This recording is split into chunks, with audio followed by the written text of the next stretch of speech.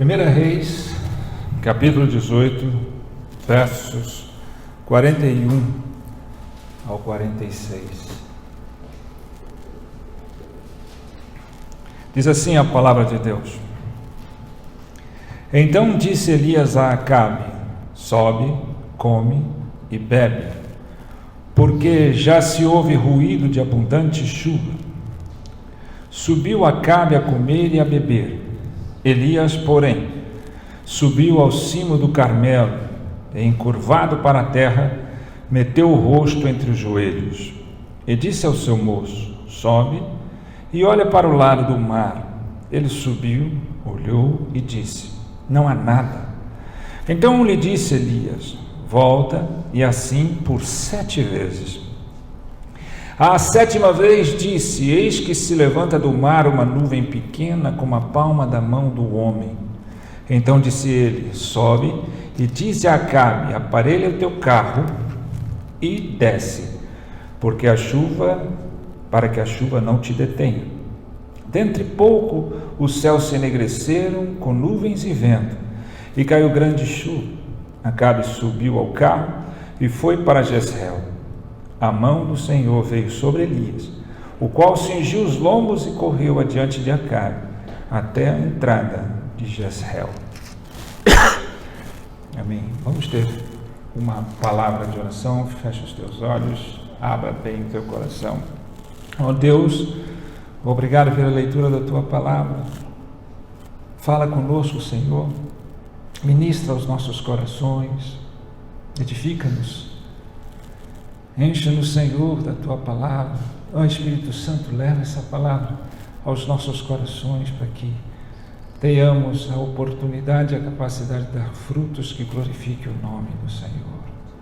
Fala, Senhor, e que possamos responder como Samuel respondeu. Fala, que os teus servos ouvem. Em nome de Jesus. Amém. Amém. Uma das coisas mais tristes e mais difíceis de se ver, ou de se experimentar, ou de se observar, né, é quando a gente sabe de realidades, de lugares onde há escassez de chuva, onde a seca é terrível, né? Há lugares onde a chuva cai muito pouco, e eles vivem uma realidade de muita sequidão, e de uma sequidão severa. Por mais que a gente olhe, por mais que a gente observe, por mais que a gente tenha informações sobre isso, conhecimento teórico sobre isso, não se compara àqueles que vivem nesses lugares, àqueles que experimentam viver numa região onde não há água, onde não há chuva, onde para se tomar água tem que ser bastante com cuidado, se economizando, né? E nós que vivemos na abundância das águas não temos a noção real disso, né? Do que seja essa sequidão, né? Do que seja ficar um grande tempo sem chuva, do caos que isso ocasiona, da escassez, da carência que isso ocasiona nesses lugares. E essa é uma realidade que estava vivendo esse povo.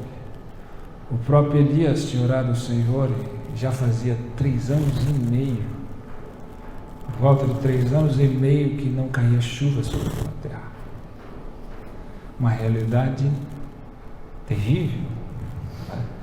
Que nós, que às vezes ficamos alguns meses, ou quando passa dias ou mês ou alguma coisa que a chuva não cai no seu tempo normal, nós já começamos a ter problemas e começamos a ficar preocupados. Imagina você ficar 3 anos e meio nessa seca total, nessa ausência total de chuva.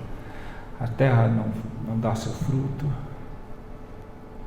as coisas ficam a um empobrecimento, a miséria começa a chegar, é tudo muito difícil, muito escasso, muito limitado. E essa realidade, se nós pudermos trazê-la, né, de seca, né, de ausência de chuva, fazendo um contraste com a realidade de nossas vidas pessoais, né? Onde muitas vezes a nossa terra existencial está seca, sem sonhos,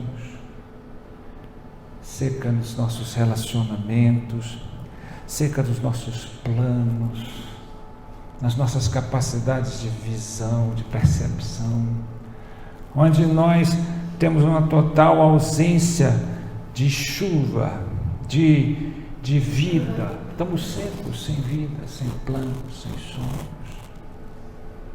Essa é uma realidade também bastante comum entre nós. Nós não vivemos aqui a realidade da ausência da chuva, nós vivemos muitas vezes a realidade de uma seca, de uma escassez, no sentido de nossos planos, de nossos sonhos, de nossos relacionamentos, de nossas visões, né? Em várias áreas da nossa vida. E talvez isso esteja correndo com você, quando eu deparo muitas vezes com isso, né?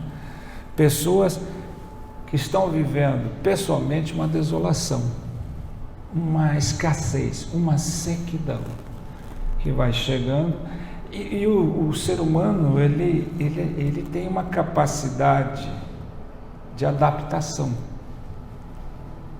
ele vai se adaptando a uma realidade que está vindo sobre ele, né? Porque é uma forma de sobreviver à realidade que ele está vivendo. Então, muitas vezes ele vai se adaptando de tal forma que ele vai se fundindo a essa realidade. Ele vai tomando aquela realidade como a verdade da vida dele. Ao invés de adaptar-se a uma sequidão, nós temos como pedir a Deus que derrame chuva sobre nós. Uma chuva de bênçãos, uma chuva de graça, da graça, né? Os naturalistas, os cientistas, a todos aqueles que não creem ou não dão ao Senhor a autoridade de ser o Criador de todas as coisas, e não só o Criador, como sustentador de toda a sua criação. Eles acham que a natureza, ela vai ocasionando as coisas por si mesma. Não. Vai sim, se tem um incêndio, a causa secundária desse incêndio é o fogo. Mas nós precisamos entender que Deus tem controle sobre tudo. Ele pode reter chuva, mandar chuva, ele pode reter frio, reter calor, ele pode mudar a noite, ele pode mudar o dia, ele pode prolongar o dia, ele pode prolongar a noite, ele pode fazer tudo, e nós muitas vezes nos esquecemos disso. Nós que professamos a nossa fé no Criador e sustentador de todas as coisas. Quando Jesus acalmou a tempestade, os próprios discípulos disseram: quem é este que até o mar, as ondas e o vento obedece? Esse é Deus. Ele diz: vento cessa, mar aquieta-te, mar aquieta. Esse é o Deus que faz e tem domínio sobre todas as coisas. Ele é soberano. Ele não só criou as coisas, e como essas pessoas, esses naturalistas que acham que ele é um espectador. Alguns acreditam que ele criou, mas a partir daí a própria natureza vai se criando, vai se moldando, vai se evoluindo, e Deus está só olhando de longe, né? Ele é o sustentador de todas as coisas. Ele não só cria, mas ele sustenta. Então Deus, ao invés de vivermos e nos assentarmos e nos adequarmos à nossa sequidão, nós podemos pedir: Deus, manda chuva sobre a minha vida, chuvas de bênção, chuvas que moldem, que regam a terra da minha existência e que faz o meu coração dar frutos. Sacia a minha sede, a minha fome. Eu não canso de contar uma história de um garoto que vivia numa realidade de seca. E a cidade o lugar estava há muito tempo com escassez de chuva, uma seca muito grande, uma desolação, né? Não havia frutos, não havia lavoura, tudo ia secando por falta de chuva. Um determinado domingo na igreja, o pastor orou e declarou e profetizou: até domingo que vem vai chover nessa terra. Vamos todos declarar e concordar. E todos declararam, todos oraram, todos intensamente, né? Foram embora para casa. Teve segunda, terça, quarta e nada, a seca acabar. Quinta, sexta, sábado, e chegou o domingo do culto. E a realidade continuava a mesma. Quando chegaram na igreja e estavam começando o culto, já no meio do culto ouviram barulhos de trovões. E todos se assustaram e pararam com aquilo. Há quanto tempo aquele som não chegava aos ouvidos deles? Sinal de chuva. E quando eles correram para ver, a chuva veio que veio, e veio com toda a força. E eles começaram a agradecer a Deus, a louvar a Deus, a pular, a cantar, porque Deus mandara a chuva. Passado um tempo, depois de todo aquele entusiasmo, aquela alegria, euforia, eles perceberam que eles não tinham como sair da igreja e ir embora para casa, porque não estavam preparados, porque continuava chovendo. E agora, como é que nós vamos embora para casa? Vamos ter que esperar aqui até a chuva passar. E aí chegou esse garoto com guarda-chuva. Eu trouxe o guarda-chuva. Aí todo mundo olhou para ele meio perplexo. Mas por que você trouxe o guarda-chuva?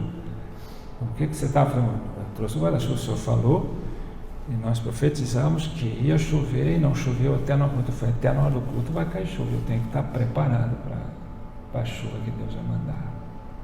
Uma historinha simples, mas que reflete a realidade de nossas vidas e que traduz muito bem esse texto, né? Primeiro, houve uma palavra profética de chuva, né? Uma declaração diante da palavra de Deus por fé, de que Deus moveria o sobrenatural, de que Deus mandaria aquilo que faltava. E o garoto participou disso. Ele creu nessa palavra profética.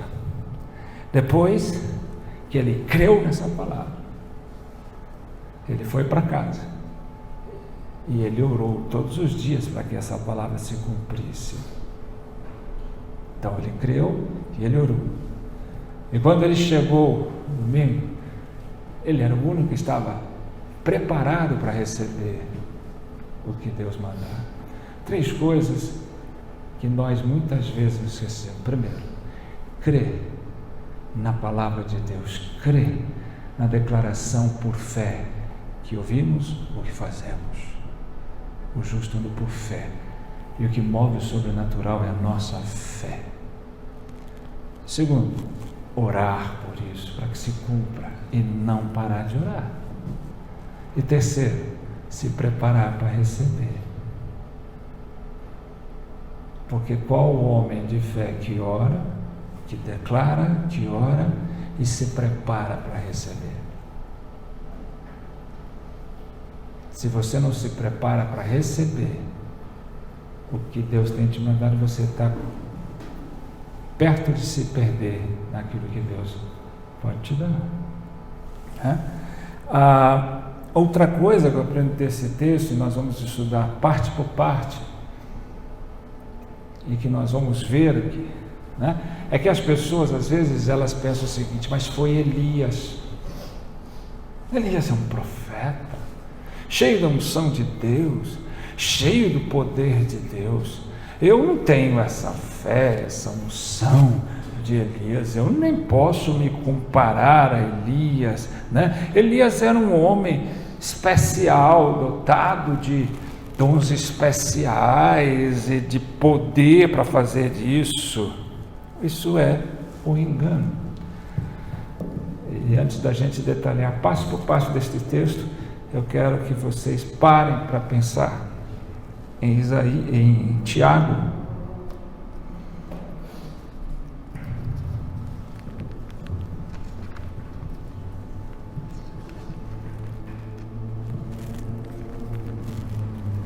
A partir do capítulo 5, do versos 16b em diante, diz assim: muito pode, por sua eficácia, a súplica do justo. Elias era um homem semelhante a nós, sujeito aos mesmos sentimentos, e orou com instância para que não chovesse sobre a terra, e por 3 anos e 6 meses não choveu. E orou de novo, e o céu deu chuva, e a terra fez germinar seus frutos. Então eu acho que isso derruba qualquer teoria contraditória de que Elias era superdotado, ou que só pode mover no sobrenatural aqueles que têm uma unção, um chamado especial, um dom especial. Elias, homem como nós, sujeito aos mesmos sentimentos, ele foi bem claro. Orou e Deus teve a chuva, orou e Deus mandou chuva. O que o Tiago está dizendo? Não dá diferença para Deus. Muito pode, na sua eficiência, a oração de um justo. Só para deixar claro nessa introdução, para derrubar todas essas muralhas que fazem com que não consigamos atingir algo maior em nossas vidas, que nos faz encolher diante das realidades e dificuldades que vivemos, que não nos estimula a algo maior, de crer, de orar e de estar pronto, preparado para receber. Amém?